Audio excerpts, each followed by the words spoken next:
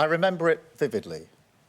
It felt as if we were casting off the shackles of history, a continent united by freedom and democracy.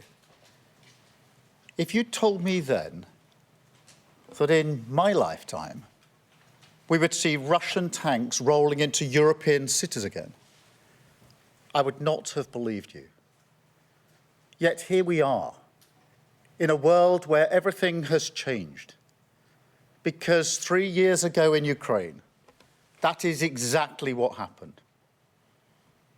Just reflect on that for a second. I think it's worth it. Just imagine you're walking to work, taking your kids to school. Just another February morning like any other. Then suddenly, missiles, sirens, explosions, not in the distance, not on television, in your town, hitting your community, killing your friends, an invading army in your country. Now, the people of Ukraine have woken up to this nightmare for 3 years now. Their courage is inspiring. And Britain can be proud of its response. British families have opened their doors to fleeing Ukrainians. The yellow and light blue flag flies on church halls and churches, the length and breadth of this country.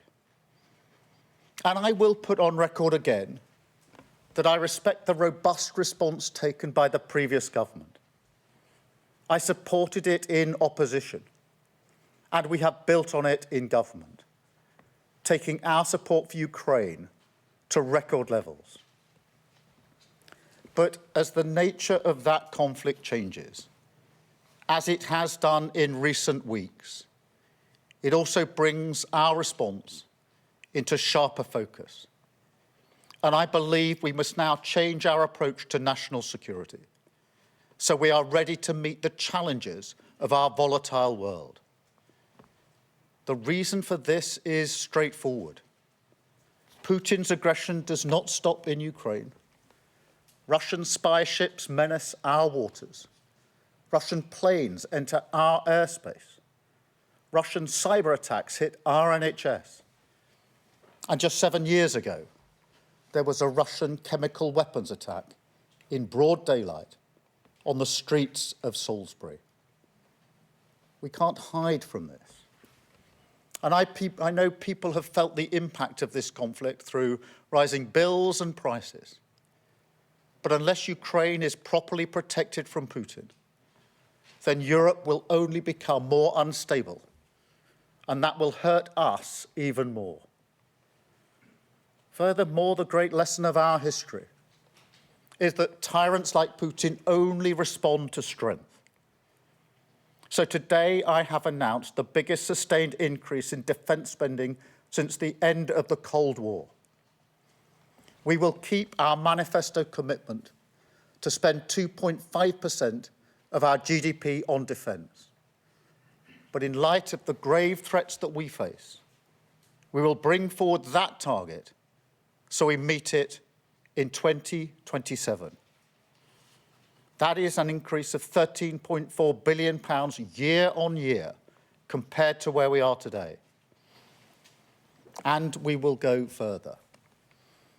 I have long argued that in the face of ongoing and generational challenges, European countries must do more for their own defence.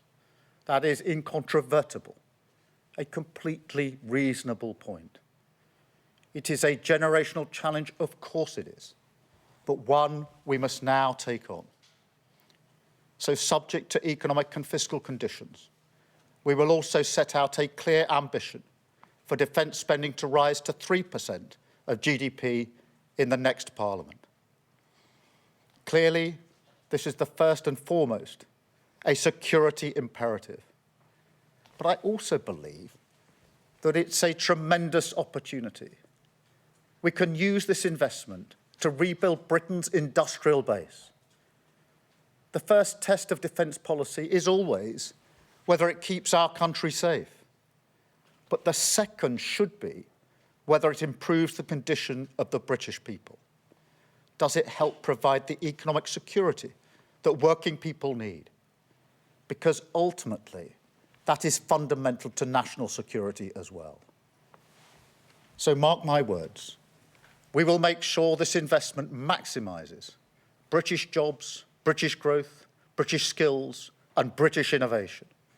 And we should be optimistic about the change that it will deliver. Nonetheless, in the short term, this investment can only be funded through hard choices.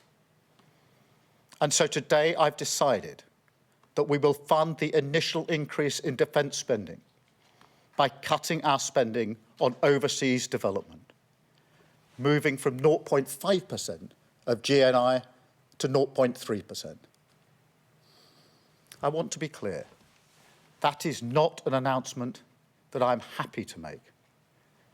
I'm proud of Britain's pioneering record on overseas development, and we will continue to play a key humanitarian role in war-torn countries like Sudan, Ukraine and Gaza, in tackling climate change and supporting international efforts on global health challenges like vaccination. And we will do everything to move towards a world where we can rebuild our development capacity. However, the realities of our dangerous new era mean that the defence and national security of our country must always come first. That is what I campaigned on in the general election. It is what we are delivering today. A new approach on defence, a revival of our industrial base, a deepening of our alliances, the instruments of our national power brought together, creating opportunity, assuring our allies, delivering security for our country. At moments like this in our past, Britain has stood up to be counted. It has come together, and it has demonstrated strength. And that is what the security of this country needs now, and it is what this government will deliver.